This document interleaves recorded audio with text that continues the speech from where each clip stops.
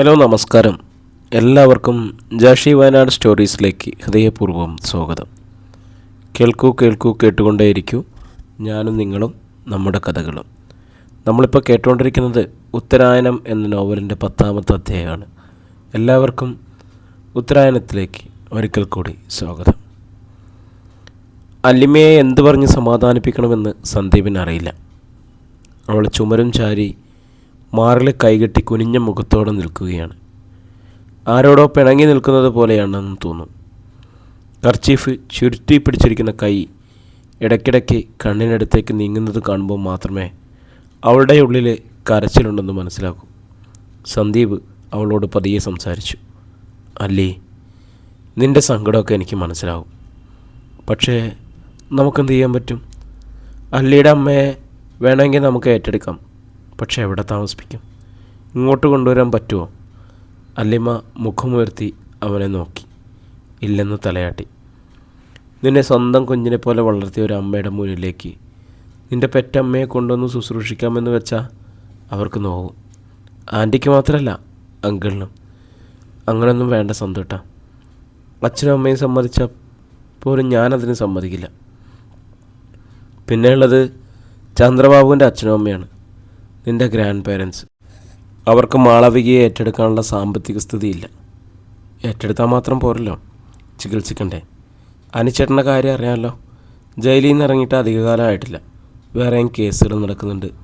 എന്നാണ് തിരിച്ച് ജയിലിലേക്ക് പോകേണ്ടി വരിക എന്നറിയില്ല. എനിക്കറിയാം, അവരെ കൊണ്ടും പറ്റില്ല. പിന്നെ എന്ത് ചെയ്യും അല്ലി? നിൻ്റെ മനസ്സിൽ എന്തെങ്കിലും ഐഡിയ ഉണ്ടോ? അല്ലിമ 2 നിമിഷം ആലോചിച്ചു. അവർക്ക് ഏറ്റെടുക്കാൻ പറ്റില്ലേ? അമ്മയുടെ വീട്ടുകാർക്ക്?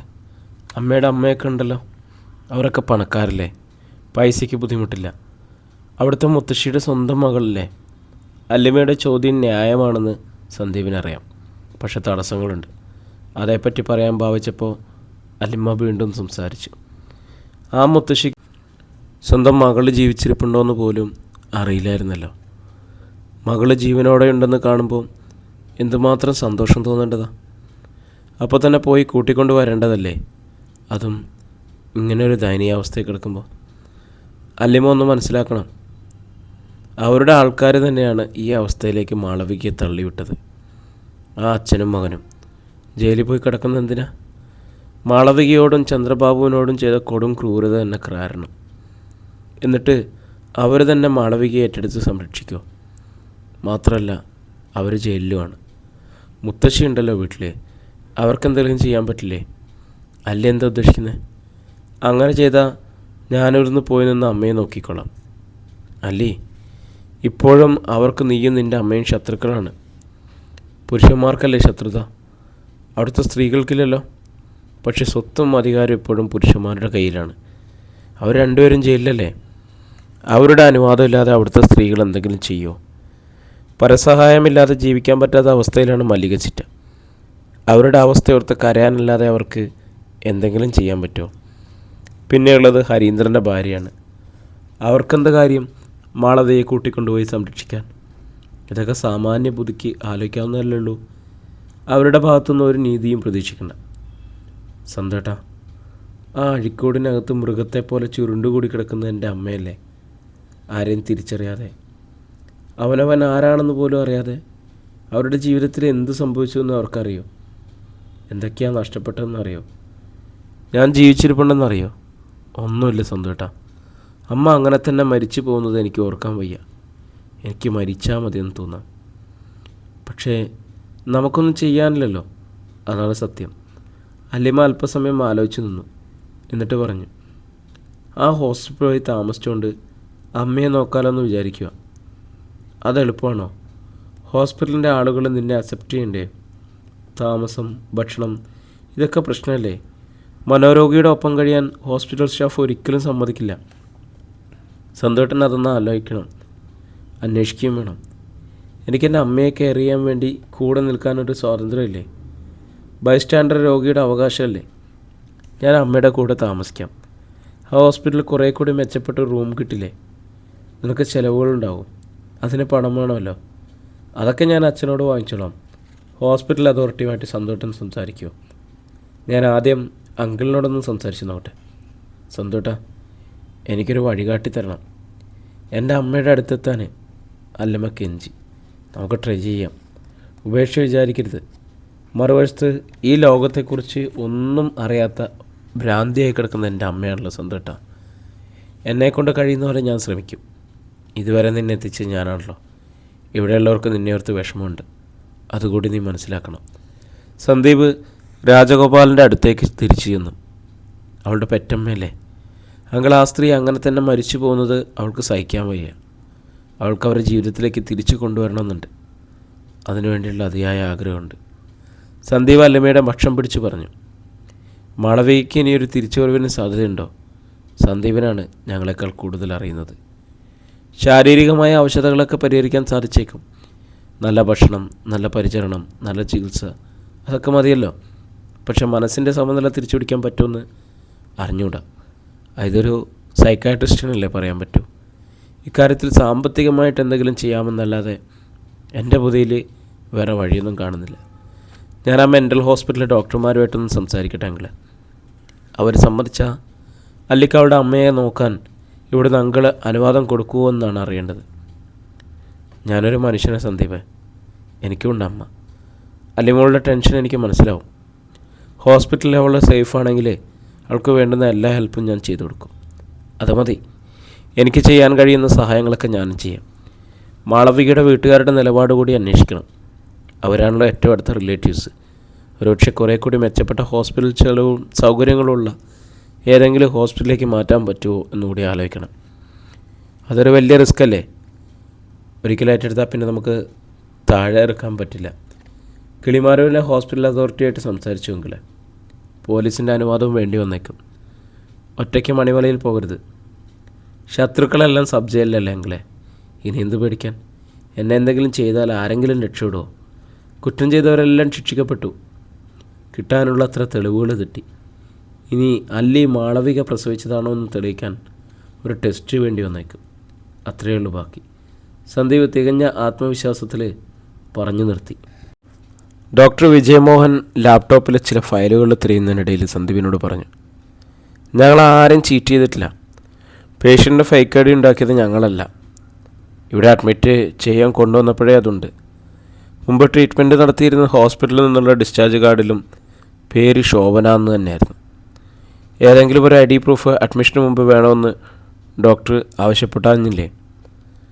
കുറേയധികം വർഷങ്ങളായിട്ട് മെൻ്റൽ ഹോസ്പിറ്റലിൽ കഴിയുന്ന ഒരു പേഷ്യൻറ്റിന് എവിടുന്ന് എന്ത് I D proof? Voters I D പണ്ടേ ഇല്ല.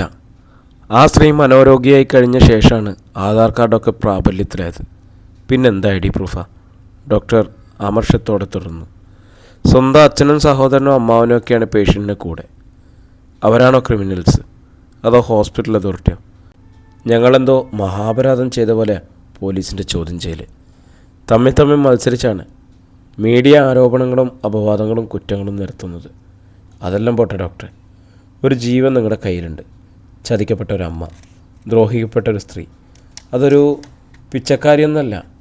മണിമലയിലെ എണ്ണം പറഞ്ഞ ഒരു തറവാട്ടിലെ അംഗമാണ്. ധാരാളം സമ്പത്തുള്ള വീട്ടിൽ ജനിച്ചു വളർന്ന ആളാണ്. അവരെ എങ്ങനെ രക്ഷിക്കാൻ സാധിക്കും? സന്ദീപ് തൻ്റെ വിഷയത്തിലേക്ക് ഡോക്ടർ വിജയമോഹനെ ആനയിച്ചു. അവരെ രക്ഷിക്കാൻ ദൈവത്തിന് പോലും സാധ്യമല്ല. രോഷം ഒട്ടും കുറയ്ക്കാതെ വിജയമോഹൻ പറഞ്ഞു. ഒന്നാമത്, അവരുടെ മനോരോഗം ചികിത്സിച്ചാൽ മാറുന്ന അവസ്ഥയിൽ നിന്ന് കുറേ മുന്നോട്ട് പോയി. വീട്ടിൽ സമ്പത്തുണ്ടായിട്ട് കാര്യമില്ല. വലിയ പണക്കാരുടെ കുടുംബങ്ങളിൽ നിന്നുള്ളവരെ ഞാൻ കാണിച്ചു തരാം. ഭാഗികമായിട്ട് രോഗം മാറിയവരുണ്ട്. വീട്ടിൽ കൊണ്ടുപോയി സ്നേഹത്തോടെ നോക്കിയാൽ മതി. പക്ഷെ ആർക്കും വേണ്ട. കൊണ്ടുപോയാൽ കൃത്യസമയത്ത് മരുന്ന് കൊടുക്കാനും സ്നേഹിക്കാനും ആളില്ല. മനോരോഗിയായ ഒരാൾ വീട്ടിലുള്ളത് ഭൂരിപക്ഷം കുടുംബാംഗങ്ങളും ഇഷ്ടപ്പെടുന്നില്ല. ഡോക്ടറെ,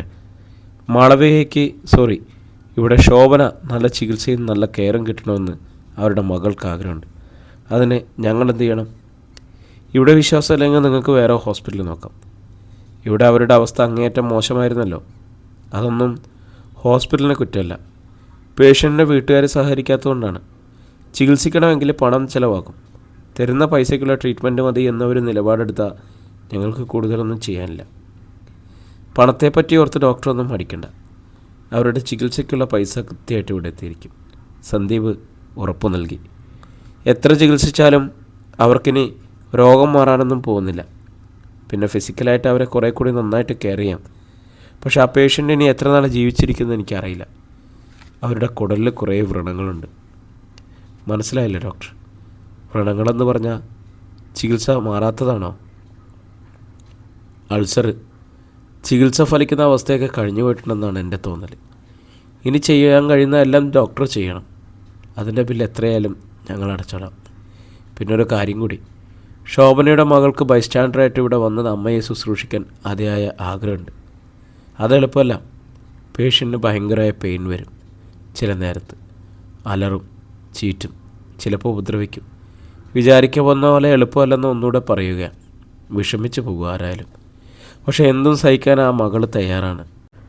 അവളെ സ്വന്തം അമ്മയെ നല്ലപോലെ കണ്ടിട്ടില്ല, ഒരു വാക്ക് സംസാരിച്ചിട്ടില്ല, അമ്മയെന്ന് വിളിച്ചിട്ടില്ല. അവർ തമ്മിൽ പരിചയവുമില്ല. അമ്മയ്ക്ക് വേണ്ടി അവൾ എന്തും സഹിക്കും. ഡോക്ടർ വിജയമോഹൻ സന്ദീപിൻ്റെ മുഖത്തേക്ക് തന്നെ നോക്കി ഏതാനും നിമിഷമായിരുന്നു. പിന്നെ മെല്ലെ തലയാട്ടി. മങ്ങാട്ടുശ്ശേരി വീടിൻ്റെ ഗേറ്റ് അടഞ്ഞു കിടന്നതിനാൽ രാജഗോപാൽ മതിലിന് എതിർവശത്തെ റോഡരികിൽ കാർ നിർത്തി. എന്നിട്ട് സന്ദീപിനെയും അലിമയും നോക്കി. നിങ്ങൾ ഇറങ്ങിച്ചില്ലേ? ഞാൻ വെയിറ്റ് ചെയ്യാം. അങ്കിള് വരുന്നില്ലേ? സന്ദീപ് ചോദിച്ചു. ഞാൻ അന്യനല്ലേ, എന്നോട് ഗെറ്റൗട്ട് പറയാം അവർക്ക്. പക്ഷെ നിങ്ങളോട് പറ്റില്ല, നിങ്ങൾ കുടുംബക്കാരാണ്.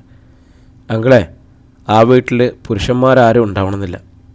എനിക്കവിടെ ഒന്നും ചെയ്യാനില്ല സന്ദീപ്, രാജഗോപാൽ തീർത്തു പറഞ്ഞു. അച്ഛാ ചെല്ലുമോളെ, രാജഗോപാൽ നിർദ്ദേശിച്ചു. അല്ലിമ്മ സന്ദീപിനോടൊപ്പം ഇറങ്ങി മങ്ങാട്ടുശ്ശേരിയിൽ വീടിൻ്റെ വിക്കറ്റ് ഗേറ്റ് കടന്ന് മുറ്റത്തേക്ക് പോയി. മുറ്റത്തോ സിറ്റൗട്ടിലോ ആരെയും കണ്ടില്ല. സന്ദീപ് സിറ്റൗട്ടിൻ്റെ പടിയിൽ നിന്നും ഡോർ ബെല്ലടിച്ചു. എന്നിട്ട് കാർ പോർച്ചിൽ കിടക്കുന്ന ലക്ഷറി കാറിലേക്ക് കണ്ണോടിച്ചു. വിശേഷപ്പെട്ട അതിഥികളാരോ അവിടെ ഉണ്ടെന്ന് സന്ദീപിന് തോന്നി. അധ്യായം 35. വാതിൽ തുറന്ന ഉണ്ണിമായ സിറ്റൗട്ട് പടിയിൽ നിൽക്കുന്ന അല്ലിമയെയും സന്ദീപിനെയും കണ്ടു. കയറി വരാൻ പറയണോ അത് അവിടെ തന്നെ നിൽക്കാൻ പറയണോ എന്നൊരു സന്ദേഹം അവരുടെ മുഖത്ത് പ്രകടമായി. അപ്പോഴേക്കും ഉണ്ണിമായുടെ സഹോദരൻ ബ്രഹ്മാനന്ദൻ ആരാ എന്ന് ചോദിച്ചുകൊണ്ട് വാതിൽ കടന്നു വന്നു. സന്ദീപ് അല്ലിമയുടെ കൈക്ക് പിടിച്ച് സിറ്റൗട്ടിലേക്ക് കയറി. എന്താ വന്നേ? ബ്രഹ്മാനന്ദൻ ചോദിച്ചു. ഞങ്ങൾ മല്ലിക ചിറ്റി ഒന്ന് കാണാൻ വേണ്ടി വന്നതാ, സന്ദീപ് പറഞ്ഞു. എന്താ കാര്യം? ഞാൻ ജയദേവൻ നമ്പ്യാരുടെ. നീ ആരാണെന്നൊക്കെ മനസ്സിലായി, കൂടെ ഉള്ളതിനെയും മനസ്സിലായി. വന്ന കാര്യം പറ. സന്ദീപ് അല്ലിമയെ നോക്കി. അല്ലിമ അല്പം മുന്നോട്ട് നീങ്ങി നിന്ന് പറഞ്ഞു. എനിക്ക് മുത്തശ്ശി ഒന്ന് കാണണമായിരുന്നു. മുത്തശ്ശിയോ? ആരുടെ മുത്തശ്ശി? ബ്രഹ്മാനന്ദൻ കണ്ണു ചിമ്മി. ഇവിടെ മല്ലിക ചിറ്റിയുടെ മകളുടെ മകളാണ്. ആയിക്കോട്ടെ, അതൊക്കെ പത്രത്തിലും ചാനലിലും മതി. ഇവിടെ അതൊന്നും എടുക്കില്ല. ഏട്ടാ വേണ്ട, അവരെ കണ്ടിട്ട് പോട്ടെ, ഉണ്ണിമായ സഹോദരനോട് അഭ്യർത്ഥിച്ചു. ഈ കുടുംബത്തിന് ചീത്തപ്പേരും അപമാനവും വരുത്തി വെച്ചത് ഇവർ രണ്ടുപേരും കൂടിയല്ലേ? നിൻ്റെ ഭർത്താവിനെ അമ്മയച്ഛനും ജയിലിൽ കയറ്റിയതും ഇവർ രണ്ടുപേരും ചേർന്നാ? ബ്രഹ്മാനന്ദൻ വിട്ടുവീഴ്ചയ്ക്ക് തയ്യാറായില്ല. ഉണ്ണി സിറ്റൗട്ടിലേക്ക് വന്ന് അല്ലിമയെ കണ്ടതോടെ അവൻ എന്തെന്നില്ലാത്ത സന്തോഷമായി.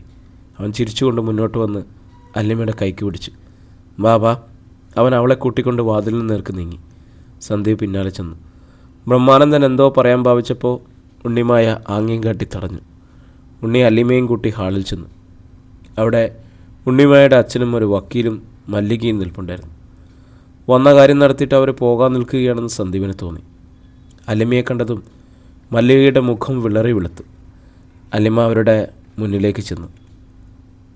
ഞാൻ മുത്തശ്ശിയെ കാണാൻ വന്നതാ. എന്നെ കാണുന്നത് എന്തിനാ? മല്ലികയുടെ സ്വരം തണുത്തിരുന്നു. ചില കാര്യങ്ങളൊക്കെ പറയാനുണ്ടായിരുന്നു. ഇവിടെ നിനക്കൊന്നും പറയേണ്ട കാര്യമില്ല, ഇവിടെയുള്ളവർക്ക് കേൾക്കുകയും വേണ്ട. അതെന്താ മുത്തശ്ശി അങ്ങനെ പറയുന്നത്? നീയും ജയദേവൻ്റെ മോനും കാരണമല്ലേ ഞങ്ങൾക്ക് ഇങ്ങനൊരു ദുർഗതി വന്നത്? മുത്തശ്ശി, ഞാനൊരു വാദത്തിന് വന്നതല്ല. ഒരു സ്ത്രീ കിളിമാനൂരിലെ ഭ്രാന്താശുപത്രിയിൽ കിടപ്പുണ്ട്. എൻ്റെ അമ്മയാണത്. മുത്തശ്ശിയുടെ സ്വന്തം മകളാണ്. മല്ലിക ഒന്ന് പതറി. നിനക്ക് എന്തെങ്കിലും പറയാനുണ്ടെങ്കിൽ ഇവർ പോയിക്കോട്ടെ, തൽക്കാലം അങ്ങോട്ട് മാറി നിൽക്ക്. മല്ലികയുടെ നിർദ്ദേശം മാനിച്ച് അല്ലിമയും സന്ദീപും ഷോക്കേസിൻ്റെ സമീപത്തേക്ക് മാറിയിരുന്നു. ഉണ്ണിമായുടെ അച്ഛൻ അവരൊന്നിരുത്തി നോക്കിയിട്ട് ഒരു ചൂട് നീങ്ങി മല്ലികയോട് പറഞ്ഞു. 30 ദിവസത്തിനകം ജാമ്യത്തിലിറക്കുന്ന കാര്യം വക്കീലേറ്റിട്ടുണ്ട്. അസ്ഥികൂടം കുഴിച്ചെടുത്തത് ബാലേട്ടൻ്റെ പുരയെടുത്തുനിന്ന്. അയാൾ പോവുകയും ചെയ്തു. നിങ്ങളുടെ മകനെയും ഭർത്താവിനെയും ആരും ഒരു ചുക്കും ചെയ്യാനില്ല. പത്രവും ചാനലും അടിച്ചുവിടുന്ന കാര്യങ്ങളല്ല കോടതിയിൽ വരുമ്പോൾ. മല്ലിക തലയാട്ടിക്കൊണ്ട് കേട്ടു. നിങ്ങളൊന്നും പേടിക്കണ്ട. ഈ കേസ് ഞാനേറ്റു. അവർക്ക് രണ്ടുപേർക്കും ഒരു പോറൽ പോലും ഇല്ലാണ്ട് ഞാൻ ഊരിത്തരാം. വക്കീൽ അത്രയും പറഞ്ഞ് സന്ദീപിനെയും അല്ലിമയെയും നോക്കി. അതിനിടയ്ക്ക് വേറെ കുഴപ്പങ്ങളൊന്നും ഉണ്ടാക്കി വെക്കാതിരുന്നാൽ മതി. എൻ്റെ മകളുടെ ഭർത്താവിൻ്റെ കാര്യമായതുകൊണ്ടാണ് ഞങ്ങൾ ഈ കേസിൽ ഇടപെടുന്നത്, മല്ലികയോട് ഉണ്ണിമായുടെ അച്ഛൻ പറഞ്ഞു. ഇതിനിടയിൽ വേറെ കൈകടത്തലുകളും കുത്തിത്തിരിപ്പും ഉണ്ടായാൽ ഞങ്ങൾ ഈ കേസ് വിട്ടിട്ട് ഞങ്ങളുടെ വഴിക്ക് പോകും. എന്നിട്ട് അഡ്വക്കേറ്റിൻ്റെ നേർക്ക് തിരിഞ്ഞു. പോകാം വക്കീലെ, ഇവിടുത്തെ കാര്യങ്ങൾ കഴിഞ്ഞു. വക്കീൽ തലയാട്ടി. അല്പസമയത്തിനകം 3 പേരും ഹാളിൽ നിന്ന് ഇറങ്ങി. ഉണ്ണിമായ അവരോടൊപ്പം സിറ്റൗട്ടിലേക്ക് പോയി. ഉണ്ണിയും മല്ലികയും അവിടെ തന്നെ നിന്നു.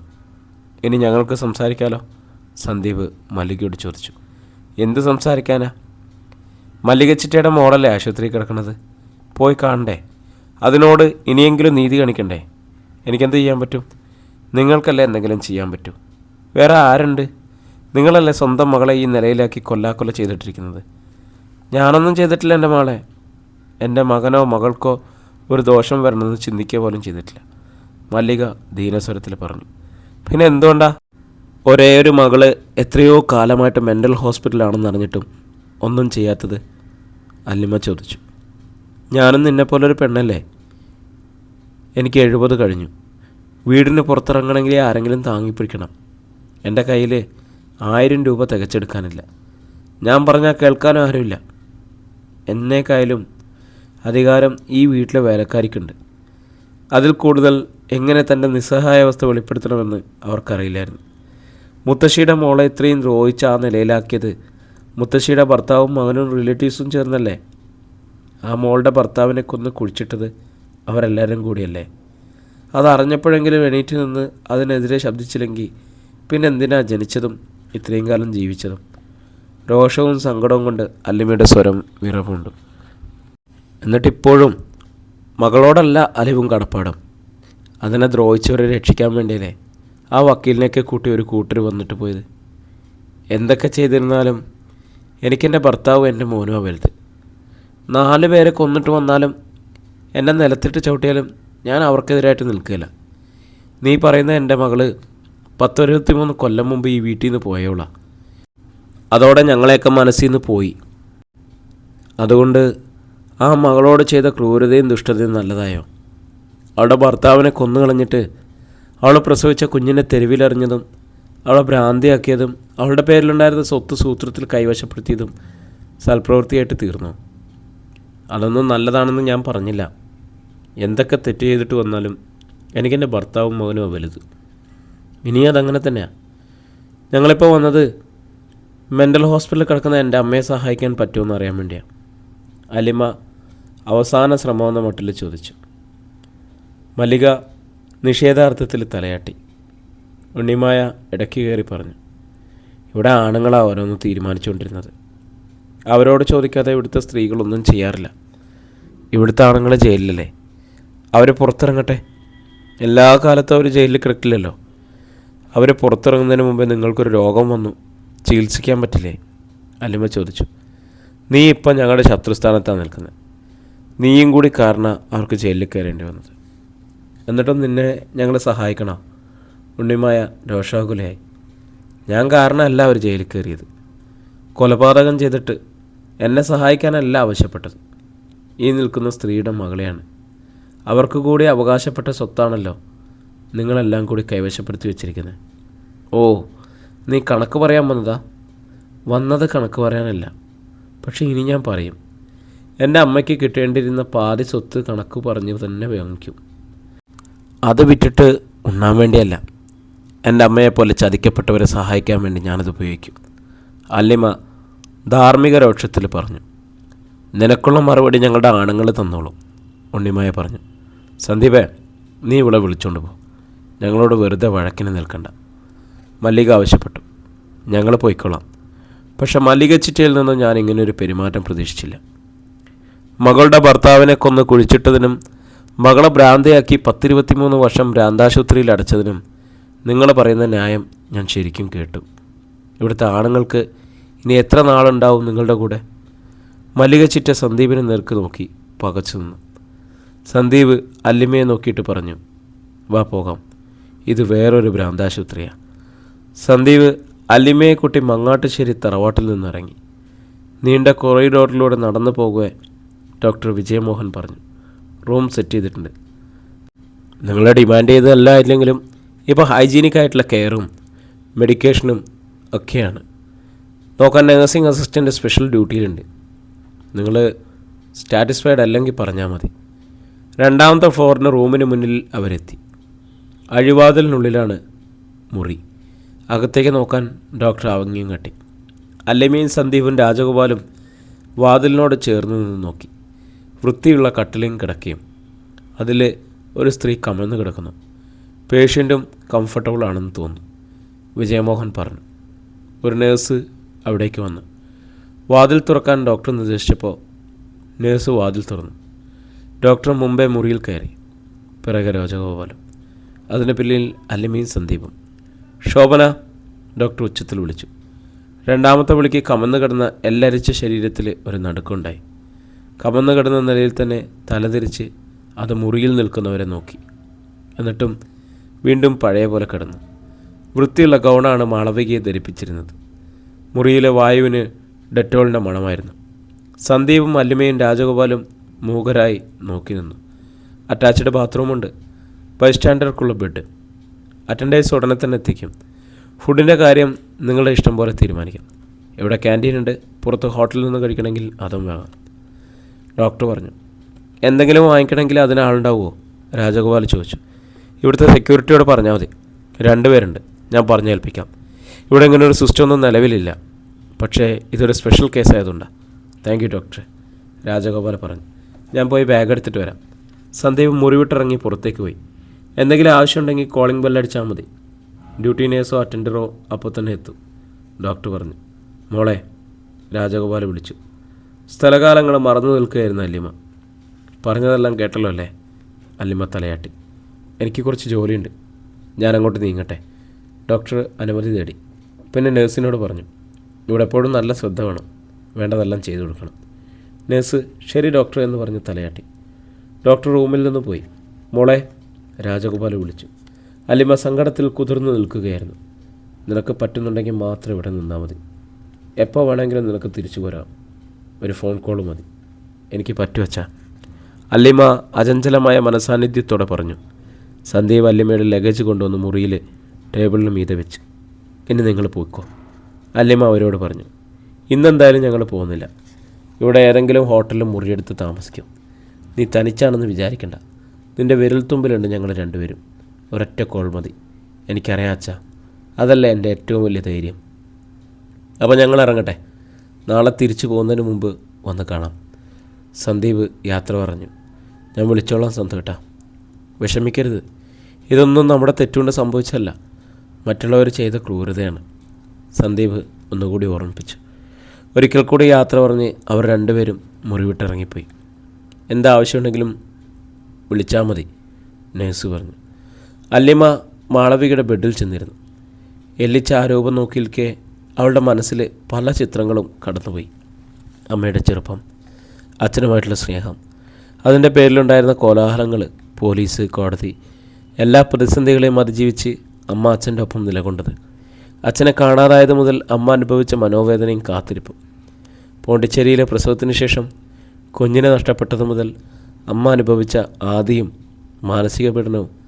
കണ്ണു നിറഞ്ഞിട്ട് അല്ലമ്മയുടെ കാഴ്ച മങ്ങി. അവൾ മാളവികയുടെ ശുഷ്കിച്ച കൈത്തലം പിടിച്ചു. അത് തണുത്തിരുന്നു. ചൂടുള്ള സ്പർശം തിരിച്ചറിഞ്ഞ് മാളവിക അവൾ ഇരിക്കുന്നിടത്തേക്ക് മുഖം തിരിച്ചു നോക്കി. അല്ലമ്മയ്ക്ക് ഒരു ഉൾക്കിടലുമുണ്ടായിരുന്നു. ചാവാൻ കിടക്കുന്ന നായ ഏതോ ശബ്ദം കേട്ട് തലതിരിച്ച് ദീനമായി നോക്കുന്നത് പോലെയായിരുന്നു ആ നോട്ടം. അല്ലമ്മയുടെ കരച്ചിലിൻ്റെ അലകൾ വന്നു തുടങ്ങി. അമ്മയെന്ന് വിളിച്ച് ഭൂമിയിൽ പിറന്നു വീണ 23 വർഷത്തിനുള്ളിൽ മകൾ ആദ്യമായി സ്വന്തം പെറ്റമ്മയെ അമ്മയെന്ന് വിളിക്കുകയാണല്ലോ എന്നുള്ള സങ്കടത്തിൽ ശബ്ദമില്ലാതെ കരഞ്ഞൊരിക്കൽ കൂടി അവൾ അമ്മയെന്ന് വിളിച്ചു. അവളുടെ കരച്ചിലും മേങ്ങലടികളും കണ്ണീർ അടർന്നു വീഴുന്ന മുഖവും നിമിഷങ്ങളോളം നോക്കിക്കൊണ്ട് കിടന്ന ശേഷം മാളവിക ചിരിച്ചു. പിന്നെ നോട്ടം മാറ്റി ചുമരിലേക്ക് നോക്കി അതേ ചിരിയിൽ കിടന്നു. അമ്മ ഒന്നും അറിയുന്നില്ലല്ലോ എന്ന സങ്കടം അല്ലിമയ്ക്ക് സഹിക്കാൻ കഴിയില്ലായിരുന്നു. അവൾ എഴുന്നേറ്റ് അമ്മയെ നേരെ കിടത്താൻ ശ്രമിച്ചു. മാളവിക ബലം പിടിച്ച് അങ്ങനെ തന്നെ കിടക്കുകയാണ്. അല്ലിമയ്ക്ക് വേണമെങ്കിൽ ബലമായി തിരിച്ചു കിടത്താവുന്നതേ ഉള്ളൂ. എങ്കിലും അത് ചെയ്യാതെ അവൾ കട്ടിലിൻ്റെ മറുവശത്തേക്ക് ചെന്നു. അവിടെ ഇരുന്ന് മാളവികയുടെ ശിരസെടുത്ത് തൻ്റെ മടിയിലേക്ക് വെച്ചു. ബുദ്ധിമുട്ട് തോന്നാതിരിക്കാൻ കഴുത്തിനിടയിൽ ഒരു തലയണം വെച്ചു കൊടുത്തു. ആ കിടപ്പ് സുഖകരമാണെന്ന് അല്ലിമയ്ക്ക് തോന്നി. മാളവിക അവളെ നോക്കി ചിരിച്ചുകൊണ്ട് അങ്ങനെ കിടന്നു. അല്ലിമ അവരുടെ നരച്ചു തുടങ്ങിയ അഴിഞ്ഞു ചിതറിയ മുടിയിലും മുഖത്തും കഴുത്തിലും മൃദുവായിട്ട് തലോടി. എപ്പോഴോ വിരലുകൾ ചലിക്കുന്നതും നിന്നുപോയപ്പോൾ മാളവിക അവളുടെ കയ്യിൽ പിടിച്ചു. അവൾ വീണ്ടും തലോടിയപ്പോൾ കണ്ണടച്ചു കിടന്നു. സങ്കടത്തിൽ വിതുമ്പി അമ്മയെന്ന് അല്ലിമ വിളിച്ചപ്പോഴൊക്കെ മാളവിക കണ്ണു തുറന്നു നോക്കി. വെറുതെ ചിരിച്ചു. ഇടയ്ക്കിടെ അവരുടെ ഉടലൊന്ന് വിറച്ചു. അല്ലിമ ഒരു ശിശുവിനെ എന്ന പോലെ അമ്മയെ നെഞ്ചോട് ചേർത്ത് പിടിച്ചു. മാതൃത്വത്തിൻ്റെ അടഞ്ഞുപോയ വാതിലുകൾ മുട്ടിത്തുറക്കാനെന്ന പോലെ ഇടയ്ക്കിടെ അമ്മയെന്ന് വിളിച്ചു. എത്ര വിളിച്ചിട്ടും താൻ ആരാണെന്ന് അമ്മ അറിയുന്നില്ലല്ലോ എന്ന ഓർമ്മയിൽ മനംനൊന്ത് അങ്ങനെ തന്നെ ഇരുന്നു. അധ്യായം 36. സ്കാനിംഗ് റിപ്പോർട്ടിങ്ങും എൻഡോസ്കോപ്പിയുടെ റിപ്പോർട്ടും പരിശോധിച്ച ശേഷം ഡോക്ടർ പത്മകുമാർ സന്ദീപിനോട് പറഞ്ഞു, അവർ ഡയഗ്നോസിസ് ശരിയാണ്. കുടലിൽ നിറയെ വ്രണങ്ങൾ, ഗ്യാസ്ട്രിക് കൾച്ചർ. നമുക്കെന്തെങ്കിലും ചെയ്യാനുണ്ടോ? ഞാനീ പറഞ്ഞ സംഗതി ക്യാൻസറസായി മാറിക്കഴിഞ്ഞു, സ്പ്രെഡ് ചെയ്തിട്ടുണ്ട്. ഓപ്പറേഷൻ ചെയ്ത് രക്ഷപ്പെടുത്തുന്ന കേസുകളില്ലേ? ക്യാൻസറസായ ഭാഗങ്ങൾ റിമൂവ് ചെയ്യുക എന്നതാണ് ഓപ്പറേഷൻ കൊണ്ട് ഉദ്ദേശിക്കുന്നത്. ഒന്നാമത്തെ പ്രശ്നം വൈഡ്ലി സ്പ്രെഡായി കഴിഞ്ഞു. രണ്ടാമത് ഒരു മേജർ സർജറി ഓവർകം ചെയ്യാനുള്ള ഫിസിക്കൽ ഹെൽത്ത് പേഷ്യൻറ്റിലില്ല എന്നതാണ് ഡോക്ടർ പത്മകുമാർ വിശദീകരിച്ചു. നല്ല ഫുഡും മെഡിസിനും കൊടുത്ത ആരോഗ്യം മെച്ചപ്പെട്ട് കിട്ടില്ല ഡോക്ടർ. ഇപ്പോൾ പെട്ടെന്ന് ഹെൽത്തി ആകാനുള്ള ഫുഡ് സപ്ലിമെൻറ്റ്സ് ഒക്കെ ഉണ്ടല്ലോ. ഡോക്ടർ പത്മകുമാർ ചിരിച്ചു. അതൊക്കെ ഒരുവിധ ആരോഗ്യമുള്ളവർക്ക് നല്ലതാണ്. കുറച്ച് ചേഞ്ചസ് ഒക്കെ വന്നെന്നിരിക്കും. ഈ കേസ് അങ്ങനെയല്ലല്ലോ, ടോട്ടലി ക്രാഷ്ഡാണ്. ഓപ്പറേഷൻ നടത്തണമെങ്കിൽ നമ്മൾ അനസ്തേഷ്യ കൊടുക്കണ്ടേ? ഓപ്പറേഷൻ കഴിയുമ്പോൾ പേഷ്യൻറ്റിന് ബോധം തിരിച്ചു കിട്ടണമല്ലോ. അങ്ങനെ ബോധത്തിലേക്ക് വരാനുള്ള ആരോഗ്യമില്ല. ബ്ലഡിലെ ഓക്സിജൻ ലെവലും തീരെ കുറവാണ്. വെൻറ്റിലേറ്റർ സൗകര്യമൊക്കെ ഇങ്ങനെയുള്ള പേഷ്യൻറ്റിന് വേണ്ടിയിട്ടുള്ളതല്ലേ? സന്ദീപ് സംശയം പ്രകടിപ്പിച്ചു. ഓക്സിജൻ ലെവൽ തീരെ താഴ്ന്നു പോയാൽ ജീവൻ പിടിച്ചു നിർത്താനുള്ള ഒരു മെഷീൻ മാത്രമാണത്. മെഷീൻ മാറ്റുമ്പോൾ ബോഡി തനിയെ അതിൻ്റെ ഫങ്ഷൻസ് ചെയ്യണം. അതിനുള്ള ആരോഗ്യം ഈ പേഷ്യൻറ്റിനില്ല. അപ്പോൾ പ്രതീക്ഷയ്ക്ക് വകയൊന്നുമില്ലേ? നമുക്ക് എന്ത് ചെയ്യാൻ കഴിയും? ഇവിടുത്തെ ICU യൂണിറ്റുകൾ ദിവസവും ഡെത്ത് സംഭവിക്കുന്നുണ്ട്. പല പ്രായങ്ങളിലുള്ളവർ, പലതരം രോഗങ്ങൾ. എല്ലാവരെയും രക്ഷിക്കണമെന്നാണ് ഞങ്ങളുടെ ആഗ്രഹം. പക്ഷേ ഞാൻ ചെന്ന് ആ കുട്ടിയോട് എങ്ങനെ പറയുമെന്നാണ്. പേഷ്യൻ്റെ ഹെൽത്ത് സ്റ്റേബിളാകുമ്പോൾ ഓപ്പറേഷൻ നടത്താമെന്ന് പറഞ്ഞാൽ മതി. അത് സത്യമാണല്ലോ. ഡോക്ടർ പത്മകുമാർ സ്കാനിംഗ് റിപ്പോർട്ടുകളെല്ലാം ഹോസ്പിറ്റലിൻ്റെ എൻവലപ്പിനുള്ളിൽ പാക്ക് ചെയ്ത് സന്ദീപിൻ്റെ നേർക്ക് നീട്ടി. സന്ദീപ് എഴുന്നേറ്റ്. Thank you doctor, welcome, see you. Sandeep consulting റൂമിൽ നിന്ന് ഇറങ്ങി നൈരാശ്യത്തോടെ ഗ്രൗണ്ടിലേക്ക് നടന്നു. ഇനി എന്ത് എന്ന ചോദ്യത്തിന് ഉത്തരമില്ലാതെ ചിന്തയിൽ കുരുങ്ങിക്കിടന്നു. അശ്വിനി ഹോസ്പിറ്റലിലെ ഡോക്ടർ വിജയ് മോഹൻ്റെ ഉപദേശം സ്വീകരിച്ചാണ് സന്ദീപ് മാളവികയെ തിരുവനന്തപുരത്ത് സൂപ്പർ സ്പെഷ്യാലിറ്റി ഹോസ്പിറ്റലിലേക്ക് കൊണ്ടുവന്ന് വിദഗ്ധ പരിശോധനകൾക്ക് വിധേയമാക്കിയത്. അതെല്ലാം തീർന്നു കിട്ടിയാൽ തന്നെ 2 ദിവസം എടുത്തു. 2 ദിവസം കിളിമാരിലെ അശ്വതി ഹോസ്പിറ്റലിൽ നിന്നും ആംബുലൻസിലാണ് മാളവികയെ തിരുവനന്തപുരത്ത് കൊണ്ടുവന്നതും തിരികെ കൊണ്ടുപോയതും. രക്തപരിശോധനകളുടെ സ്കാനിംഗ് റിപ്പോർട്ട് കിട്ടാൻ പിന്നെയും 1 ദിവസം കൂടി വേണ്ടി വന്നു. ഗ്യാസ്ട്രോ എൻട്രോളജി ഡിപ്പാർട്ട്മെൻറ്റ് ചീഫാണ് ഡോക്ടർ പത്മകുമാർ. അദ്ദേഹം കഴിഞ്ഞാൽ പിന്നെ ആശയ്ക്ക് വകയില്ലെന്ന് തന്നെ അർത്ഥം. സന്ദീപ് പാർക്കിംഗ് ഗ്രൗണ്ടിലെത്തി റിപ്പോർട്ടുകളടങ്ങിയ കവറ് സീറ്റിലേക്കിട്ടു. കാറ് വെയിലത്ത് ചുട്ടുപഴുത്തിരുന്നു. ഡോറുകൾ തുറന്നിട്ട് കാറ് സ്റ്റാർട്ട് ചെയ്തു. AC ഓൺ ചെയ്ത് സീറ്റിൽ ചാരിയിരുന്ന് കാറിനുള്ളിൽ വായുവിൻ്റെ ചൂട് അസഹ്യമായിരുന്നു. സന്ദീപിൻ്റെ ഫോണിലേക്ക് കോൾ വരുന്നുണ്ടായിരുന്നു. ഡിസ്പ്ലേയിലേക്ക് നോക്കിയപ്പോൾ കിഷോർ. ഹലോ, നീ എത്തിയോ കിച്ചു? ആ, ഹോസ്പിറ്റലിൻ്റെ ഗേറ്റിലുണ്ട്. സന്തോഷിൻ്റെ കാറ് കാണുന്നില്ല. ഞാൻ തിരുവനന്തപുരത്താണ്. ചേടാ, ഞങ്ങൾ എന്ത് ചെയ്യും? ഞങ്ങളോ? ആരായി ഞങ്ങൾ? സോഫി വന്നിട്ടുണ്ട് എൻ്റെ കൂടെ. എന്തിന്? സന്ദീപിന് എന്തുകൊണ്ടോ നീരസമാണ് തോന്നിയത്. അവൾ അല്ലിമയുടെ അമ്മയെ കാണണമെന്ന് ഒരാഗ്രഹം. അവളല്ലേ നമുക്ക് വഴികാട്ടി തന്നത്. ഞാനിവിടെ തിരിക്കുന്നതേ ഉള്ളൂ. 1 മണിക്കൂറെങ്കിലും വേണ്ടി വരും അവിടെ എത്താൻ. നിങ്ങൾ ഹോസ്പിറ്റലിൽ കയറി ഡോക്ടർ വിജയമോഹനെ കാണും. അദ്ദേഹത്തോട് ഞാനിപ്പോൾ തന്നെ ഫോൺ ചെയ്ത് പറഞ്ഞോളാം. ഓക്കെ, കിഷോർ പറഞ്ഞു. സന്ദീപ് കോള് കട്ട് ചെയ്തിട്ട് കാറ് സ്റ്റാർട്ട് ചെയ്തു. പാർക്കിംഗ് ഗ്രൗണ്ടിൽ നിന്നും റോഡിലേക്ക് കാറിറങ്ങി. കുളിമുറിയിലെ കസേരയിലിരുത്തി കുളിപ്പിച്ച് തോർത്തിയ ശേഷം മാളവികയെ തോളത്തെടുത്തുകൊണ്ടാണ് അല്ലിമ കിടക്കയിലേക്ക് കൊണ്ടുവന്നത്. 10-12 വയസ്സുള്ള ഒരു ബാലികയെടുക്കുന്നത്ര ഭാരമേ ഉണ്ടായിരുന്നുള്ളൂ. ബെഡ്ഷീറ്റുകളും പാഡുകളും പില്ലോ കവറുകളും എല്ലാം അതിനു മുമ്പേ തന്നെ മാറ്റി പുതിയവ ഇട്ടിട്ടുണ്ടായിരുന്നു. അല്ലിമ ഒരു കുട്ടിയെ ഡ്രസ്സ് ഇടിപ്പിക്കുന്ന പോലെ മാളവികയെ അലക്കിയ ഗൗൺ ധരിപ്പിച്ചു. തൻ്റെ ദേഹത്തേക്ക് ചേർത്തിരുത്തി മുടി ചീകി മെടഞ്ഞു കൊടുത്തു. മാളവിക ചിരിയോടെ ഇരുന്നു. ഇടയ്ക്ക് അല്ലിമയെ അമ്മ എന്ന് വിളിച്ചു. ആദ്യമൊക്കെ ആ വിളി കേൾക്കുമ്പോൾ അല്ലിമ വിചാരിച്ചത് അമ്മ തന്നെ തിരിച്ചറിഞ്ഞു എന്നാണ്. തൻ്റെ അമ്മയാണ് എന്ന് പറയുകയാണെന്നായിരുന്നു പിന്നീട് മനസ്സിലായി. അമ്മ തന്നെയാണ് അമ്മ എന്ന് വിളിക്കുന്നത്. അമ്മയാണ് തൻ്റെ മകള്. ഭക്ഷണം കോരിക്കൊടുക്കുന്നു, മടിയിൽ കിടത്തുന്നു, കുളിപ്പിക്കുന്നു, വസ്ത്രം ഇടിപ്പിക്കുന്നു, മടിയിൽ കിടത്തി തലോടി ഉറക്കുന്നു. ഒരമ്മ സ്വന്തം കുഞ്ഞിന് ചെയ്തു കൊടുക്കുന്നത് പോലെ. അതുകൊണ്ടാവാം തന്നെ അമ്മയെന്ന് വിളിക്കുന്നതെന്ന് വിചാരിച്ചു. അതൊന്നുമല്ല യഥാർത്ഥ സംഗതി എന്നറിയാൻ പിന്നെയും സമയമെടുത്തു. അല്ലിമ മാളവികയ്ക്ക് ടാൽക്കം പൗഡർ ഇട്ട് കൊടുത്തു. മുഖത്ത് ക്രീം പുരട്ടി മടിയിലേക്ക് കിടത്തി. ചിരിച്ചുകൊണ്ട് മാളവിക അവളുടെ നേർക്ക് വിരൽ ചൂണ്ടി അമ്മ എന്ന് വിളിച്ചു. അല്ലിമ ആ കൈ പിടിച്ച് വിരലിൽ ഉമ്മ വെച്ചു. എന്നിട്ട് സങ്കടത്തോടെ പറഞ്ഞു, ഞാൻ അമ്മയല്ല, ഈ അമ്മയുടെ മോളാ. എന്നെ മോളേന്ന് വിളിക്ക്. ഒരു പ്രാവശ്യം ഒന്ന് വിളിക്കും മോളേന്ന്. അപ്പോഴും മാളവിക വിരൽ ചൂണ്ടിക്കൊണ്ട് ശബ്ദമില്ലാതെ ചിരിച്ചു വിളിച്ചു, അമ്മ. ഞാൻ മോള്. അല്ലിമ സ്വയം തൊട്ട് കാണിച്ചു. ഇതമ്മ, എൻ്റെ അമ്മ. അവൾ ചൂണ്ടുവിരൽ കൊണ്ട് മാളവികയുടെ കവളത്ത് തൊട്ടു. അമ്മ. മാളവിക ഉരുവിട്ടു. ഇതെൻ്റെ അമ്മ, ഞാൻ മോളെന്ന് വിളിക്ക്. ഉമ്മ. അല്ലിമയെ തൊട്ട് മാളവിക വിളിച്ചു. അല്ലിമ സങ്കടത്തോടെ അവരെ രണ്ട് കൈകൊണ്ടും വാരിയെടുത്തു നെഞ്ചോടടുക്കി പിടിച്ചു. അവൾക്ക് കരച്ചിൽ വന്നു. ഡ്യൂട്ടി നേഴ്സ് വാതിക്കലെത്തി. രണ്ടുപേര് കാണാൻ വന്നിട്ടുണ്ടെന്ന് അറിയിച്ചു.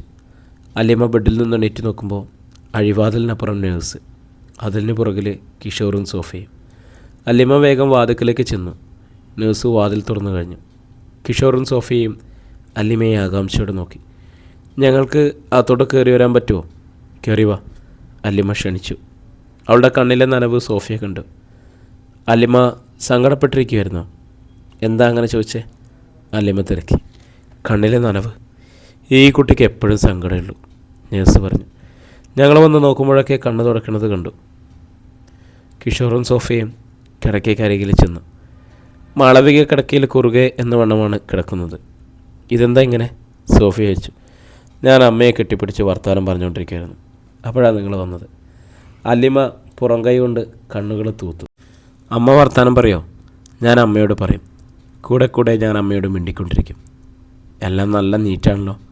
നഴ്സിംഗ് അസിസ്റ്റൻ്റ് എല്ലാ ദിവസവും വന്ന് ക്ലീൻ ചെയ്യുന്നുണ്ടല്ലോ, സോഫിയ തിരക്കി. ഞാനാ അമ്മയുടെ നഴ്സിംഗ് അസിസ്റ്റൻറ്റ്. ഞങ്ങൾ ആരെയും അടുപ്പിക്കത്തേയില്ല, ഡ്യൂട്ടി നേഴ്സ് വാതിക്കൽ നിന്നും പറഞ്ഞു.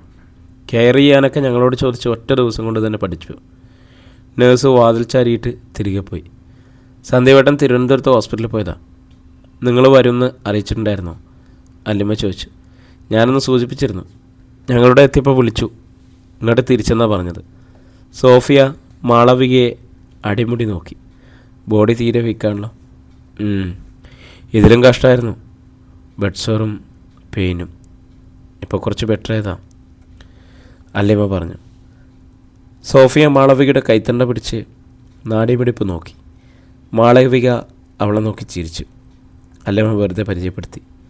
ഇത് സോഫിയ, അമ്മ പണ്ട് എന്നെ പ്രസവിച്ച ഹോസ്പിറ്റലില്ലേ, പോണ്ടിച്ചേരിയിലെ ക്ലോണി ഹോസ്പിറ്റലേ, അവിടെ തന്നെ നേഴ്സാ.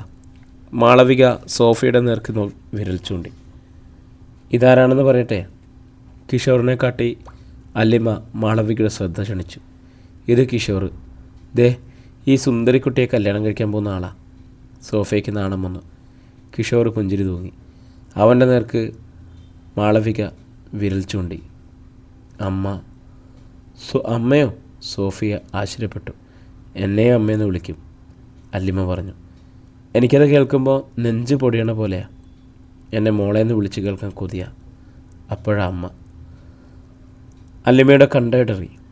ഇതെന്താ അമ്മയെന്ന് വിളിക്കണേ? സോഫിയ ചോദിച്ചു. ഈ ഹോസ്പിറ്റലിൽ വന്നപ്പോഴും അങ്ങനെയായിരുന്നു അത്രേ. അതിനു മുമ്പ് ചികിത്സിച്ച ഹോസ്പിറ്റലിലെ നഴ്സുമാരിൽ കുറേ പേർ ക്രിസ്ത്യൻസ് ആയിരുന്നിട്ടെ. സന്ദീപേട്ടൻ അന്വേഷിച്ചിട്ട് പറഞ്ഞതാ. അവരെ അമ്മയെന്ന് വിളിച്ച് പിന്നെ ഓർമ്മ പോയപ്പോൾ ആ വാക്ക് മാത്രം ബാക്കിയായി. എല്ലാവരും അമ്മയാണ്. ഡോക്ടറും നേഴ്സും കുടിക്കുന്ന വെള്ളവും പുതയ്ക്കുന്ന പുതപ്പും തലയണയും ഈ നിൽക്കുന്ന ഞാനും അമ്മയാണ്. അല്ലമ്മയുടെ കണ്ണിൽ നനവൂറി വന്നു. അവൾ തെല്ല് മാറി തിരിഞ്ഞു നിന്ന് കണ്ണു തുടച്ചു. സോഫയെ അടുത്തേക്ക് ചെന്നു. സ്കാനിങ്ങും എൻഡോസ്കോപ്പിയും എല്ലാം നോക്കിയിട്ട് ഡോക്ടേഴ്സ് എന്താ പറയുന്നത്?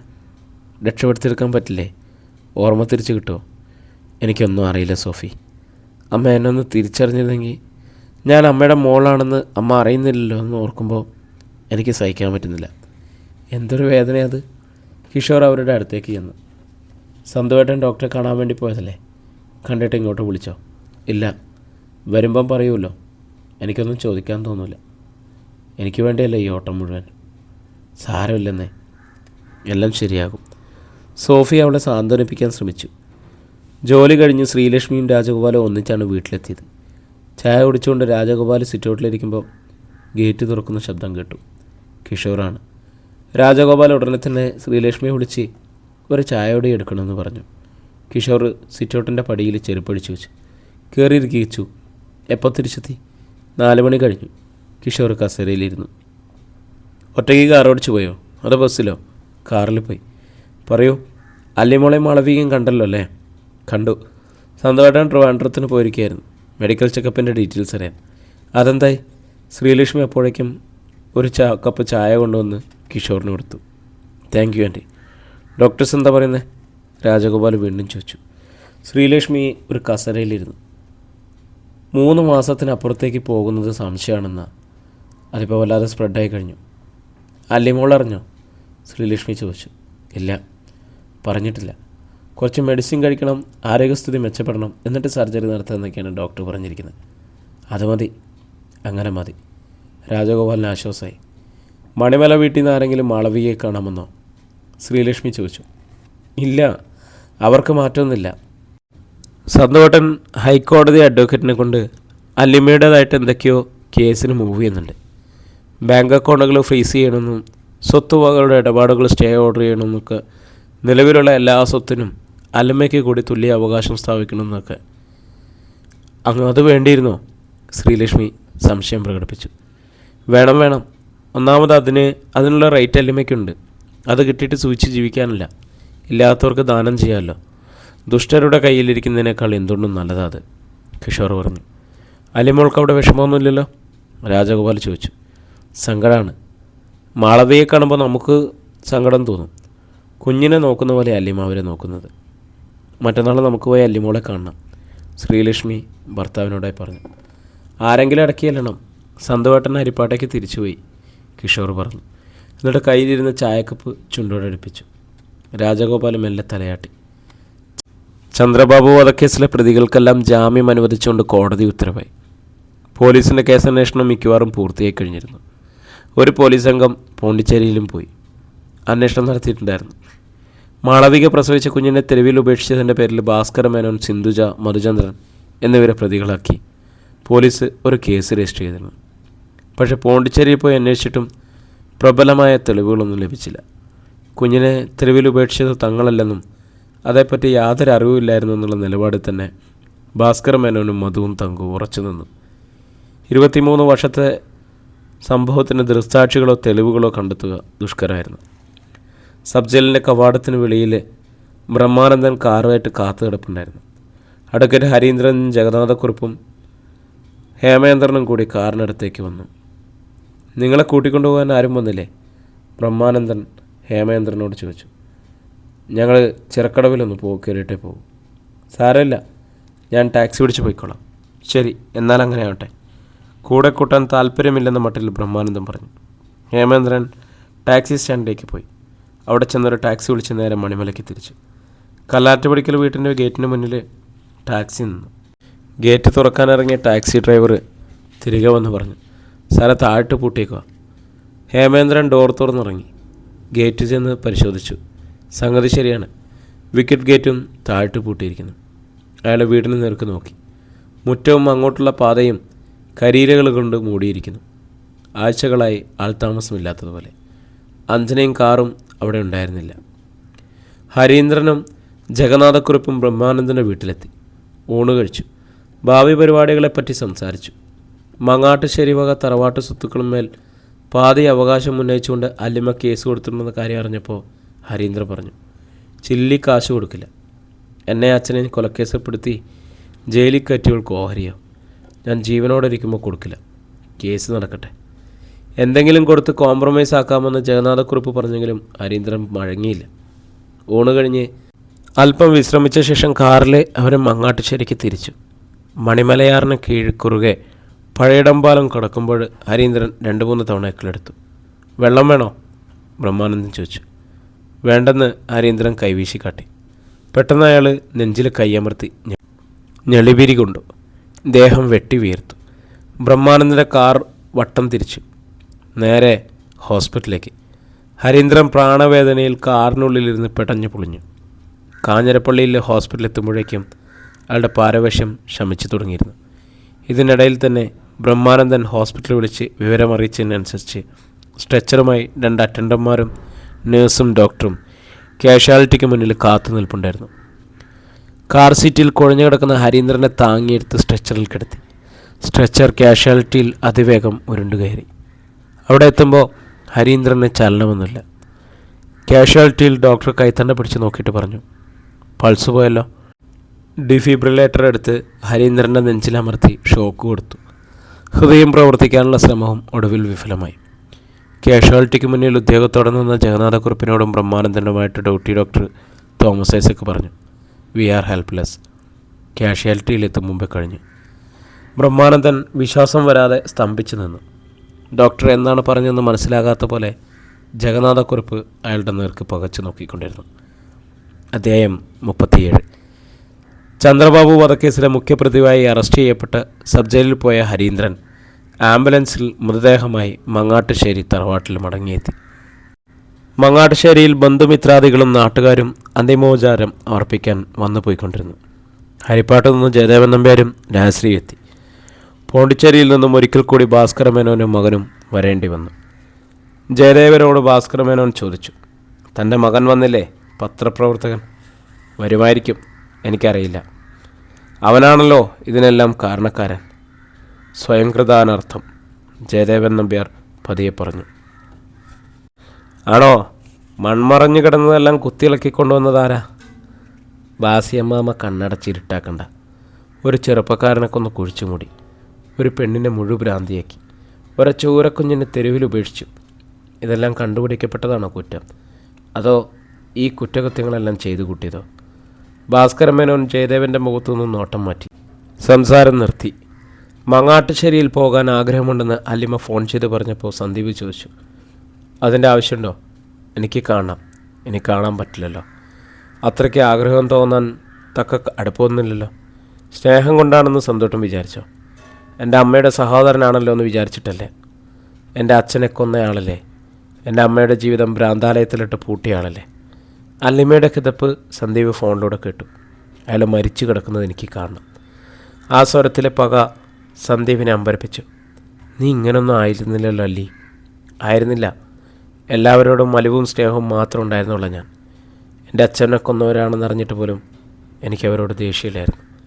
ദുരഭിമാനം കൂടുതൽ കൊണ്ട് ചെയ്തതാണല്ലോ എന്ന് കരുതി. അല്ലിമ ഒന്ന് നിർത്തി ദീർഘനിശ്വാസം എടുത്തിട്ട് പറഞ്ഞു, പക്ഷേ എൻ്റെ അമ്മയെ കണ്ട ശേഷം എനിക്ക് അവരോട് ഒരു അലിവുമില്ല. അവരോടൊരിക്കലും ഞാൻ ക്ഷമിക്കില്ല. സന്തുവേട്ടം മല്ലിക ചിറ്റയെന്ന് വിളിക്കുന്ന ആ സ്ത്രീ ഉണ്ടല്ലോ, അവരോട് പോലും. അല്ലിമയുടെ സ്വരത്തിന് മൂർച്ചേറി വന്നു. പക്ഷെ നീയും ഞാനും മങ്ങാട്ടുശ്ശേരിയിലോട്ട് ചെല്ലുന്നത് അവരെ പ്രകോപിപ്പിക്കും. മണിമലക്കാർ മുഴുവൻ ആ വീട്ടിലും പരിസരത്തുണ്ടാവും.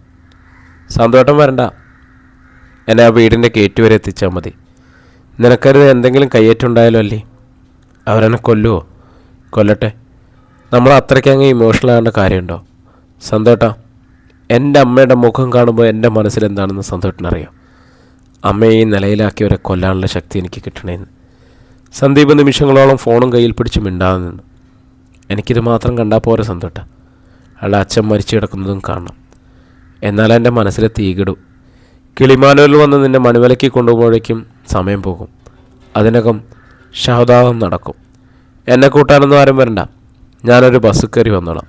സന്തോഷം അവിടെ വരുന്നുണ്ടെങ്കിൽ കാണാമല്ലോ എന്ന് വിചാരിച്ച് വിളിച്ചതാ. ബസ് കയറി തനിയെ വരാനോ? അതൊന്നും സാരമില്ല സന്തോട്ട. ഞാൻ വയ്ക്കട്ടെ, വൈകിട്ട് തിരിച്ചെത്തേണ്ടതാ. ഇപ്പോൾ തന്നെ ഇറങ്ങണം. ശരിയെന്ന് പറഞ്ഞ് സന്ദീപ് കോള് കട്ട് ചെയ്തു. 2 നിമിഷം ആലോചിച്ചിട്ട് അയാൾ രാജഗോപാലിനെ വിളിച്ചു.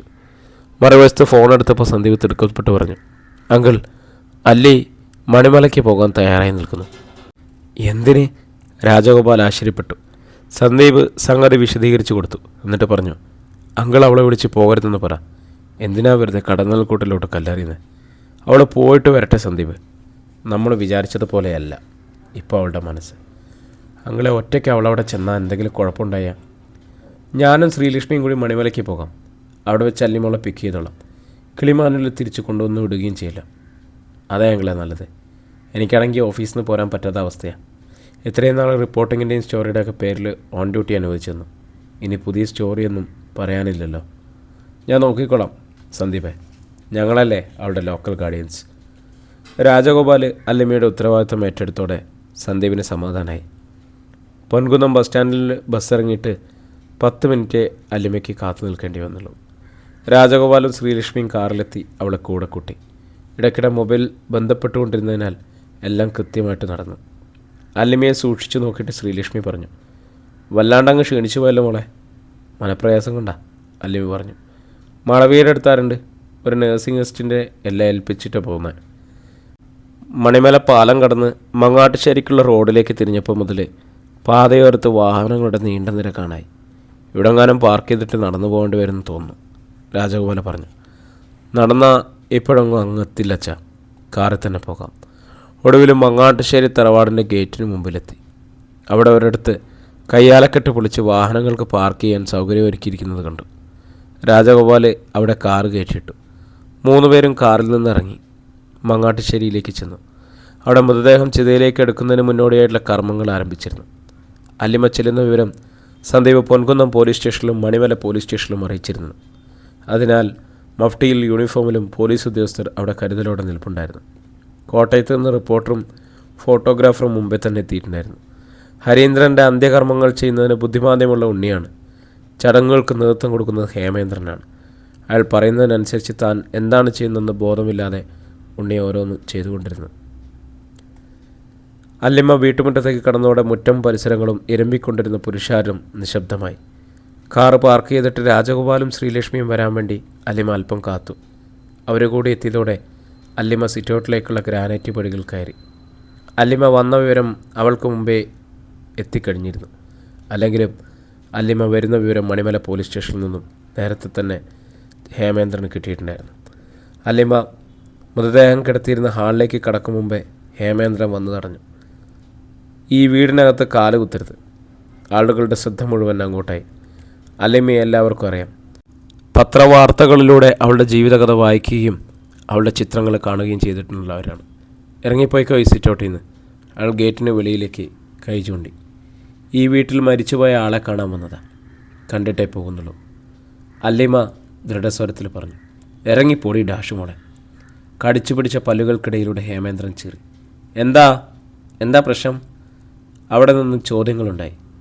ഭാസ്കര മേനോനും ജയദേവൻ നമ്പ്യാരും ഉണ്ണിമായയുടെ ബന്ധുക്കളും രംഗത്തു വന്നു. ഈ വീട്ടിലുള്ളവരെ ജയിലിൽ കയറ്റിയത് ഇവളാണ്. ആൾക്കൂട്ടത്തെ നോക്കി ഒരു പ്രഖ്യാപനം പോലെ ഹേമേന്ദ്രൻ പറഞ്ഞു. ഹരീന്ദ്രൻ്റെ മരണത്തിനും ഉത്തരവാദി ഇവളൊറ്റൊരുത്തിയാണ്. ഹേമേന്ദ്രൻ മാറി നിൽക്കണം. എനിക്ക് അകത്ത് കയറിയിട്ട് ഡെഡ് ബോഡി കാണണം. അല്ലിമ പിന്മാറാതെ ഉറച്ചു നിന്നു. തൊട്ടു പിന്നിൽ രാജഗോപാലും ശ്രീലക്ഷ്മിയും നിൽപ്പുണ്ടായിരുന്നു. അല്ലിമ കാലെടുത്ത് വെച്ചപ്പോൾ ഹേമേന്ദ്രൻ കൈനീട്ടി തടഞ്ഞു. ഇതിനകത്ത് കയറ്റില്ല ഞാൻ. എന്നെ തടയാൻ നിങ്ങളാരാ? ഈ വീട്ടിലാരെങ്കിലും ആണോ? ശാന്തസ്വരത്തിൽ അല്ലിമ ചോദിച്ചു. ഹേമേന്ദ്രൻ ഒന്ന് പതറി. ഞാൻ എൻ്റെ അമ്മയുടെ വീട്ടിലേക്കാണ് വന്നത്. എൻ്റെയും കൂടി വീടായത്. എൻ്റെ അമ്മയുടെ സഹോദരനാണ് ഇവിടെ മരിച്ചു കിടക്കുന്നത്. നിങ്ങളാരാ? അല്ലിമ അത് പറഞ്ഞതോടെ ചുറ്റും കൂടിയവർ നിശബ്ദരായി. ഹേമേന്ദ്രൻ നീട്ടിപ്പിടിച്ച കൈ പിൻവലിക്കാതെ നിൽക്കുന്നത് കണ്ട് പോലീസുകാർ അവിടേക്ക് വന്നു. ഇതിനിടയിൽ പത്രത്തിൽ നിന്ന് വന്ന ഫോട്ടോഗ്രാഫർ ഫോട്ടോ എടുക്കുന്നുണ്ടായിരുന്നു. ഹേമേന്ദ്ര, വഴക്ക് വേണ്ട. ഇതൊരു മരണവീടാണ്. കാണാൻ വന്നവർ കണ്ടിട്ട് പോട്ടെ, ജയരാമൻ പറഞ്ഞു. താനിത് പറയുന്നത് എനിക്കറിയാം. തൻ്റെ മകനല്ലടോ ഇവിടെ കൊണ്ടു നടക്കുന്നത്. ഹേമേന്ദ്രൻ പുച്ഛിച്ചു. മര്യാദയ്ക്ക് സംസാരിക്കണം. അല്ലിമയുടെ ചൂണ്ടുവിരൽ ഹേമേന്ദ്രൻ്റെ മുഖത്തിന് നേരെ നിന്ന് വിറച്ചു. ഇല്ലെങ്കിൽ നീ എന്ത് ചെയ്യാനാ? ഹേമേന്ദ്രൻ അവജ്ഞയോട് ചോദിച്ചു. ചെകിടത്ത് ഞാൻ അടിക്കും. ഒന്നുകൂടെ പറ. ഹേമേന്ദ്രൻ ചൂളിപ്പോയി. ഇതിനിടയിൽ പൊൻകുന്നം CI മുന്നോട്ട് വന്ന് പറഞ്ഞു, കൈമാറ്റ് സാറേ, കാണാൻ വന്നവർ കണ്ടിട്ട് പോട്ടെ. ഹേമേന്ദ്രൻ കൈതാത്തി. അലിമ അകത്തേക്ക് കടന്നു. പിന്നാലെ രാജഗോപാലും ശ്രീലക്ഷ്മിയും. അലിമ ഡെഡ് ബോഡി കിടത്തിരിക്കുന്ന സ്ഥലത്തെത്തി. ഹരീന്ദ്രൻ്റെ മൃതദേഹം കണ്ടു. രാജഗോപാലും ശ്രീലക്ഷ്മിയും അവളുടെ പിന്നിൽ നിന്നു. അലിമ ആ മൃതശരീരം മാത്രം നോക്കി ഏതാനും നിമിഷം നിന്നു. അച്ഛൻ്റെ കൊലപാതകവും അമ്മയുടെ ദുരവസ്ഥയും അവളുടെ ഓർമ്മയിലൂടെ കടന്നുപോയി. എല്ലാ ദൃഷ്ടികളും തന്നിലാണെന്ന് അറിയാവുന്നതുകൊണ്ട് അവൾ ആരെയും നോക്കാതെ മെല്ലെ പിന്തിരിഞ്ഞു നടന്നു. ഹേമേന്ദ്രൻ നിൽക്കുന്നിടത്തെത്തിയപ്പോൾ ഒരു നിമിഷം നിന്നു. അയാളുടെ നേർക്ക് എരിയുന്നൊരു നോട്ടം നോക്കി. തീർന്നിട്ടില്ല, ഞാൻ ഇനിയും വരും, ഇതെൻ്റെ അമ്മയുടെ വീടാ. ഹേമേന്ദ്രൻ വെറുപ്പോടെ മുഖം തിരിച്ചു കളഞ്ഞു. അലിമ സംസാരിക്കുന്നതും നടന്നു നീങ്ങുന്നതെല്ലാം ആളുകൾ ആശ്ചര്യത്തോടെ നോക്കി നിന്നു. പ്രിയരെ, നമ്മുടെ കഥ ഇവിടെ തുടരുകയാണ്. ഇതിൻ്റെ അടുത്ത ഭാഗമായിട്ട് നാളെ നമ്മൾ വീണ്ടും കണ്ടുമുട്ടും. ഒത്തിരി സന്തോഷത്തോടെ സ്നേഹത്തോടെ നിങ്ങളുടെ സ്വന്തം ജാഷി വയനാട്.